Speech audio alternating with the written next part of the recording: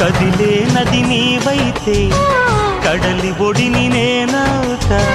లేత కొమ్మ నీవైతే చివురుటాకు నేనవుతా.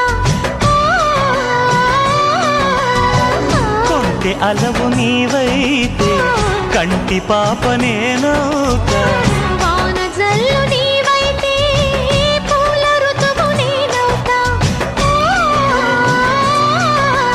మోగుతోంది సన్నాయి ముద్దు ముద్దుగా, విచ్చుకుంది పున్నాగ వెచ్చవెచ్చగా.